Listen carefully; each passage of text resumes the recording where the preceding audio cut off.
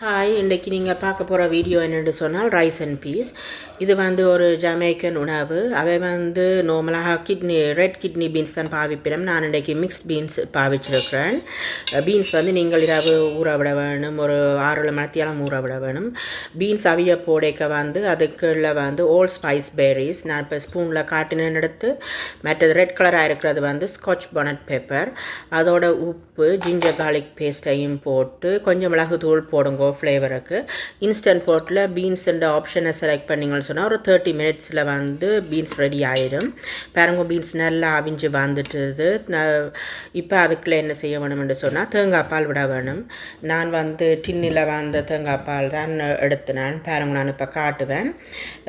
இந்த coconut milk தான் விட்டேன் நான். அதோட நீங்கள் கொஞ்சம் வெங்காயம், நான் பாவித்தது வெள்ளை வெங்காயம், மற்றது ஸ்காலியன், க்ரீன் அனியன் சொல்கிறது, லெமன் கிராஸ் கொஞ்சம் போட்டேன் நான்.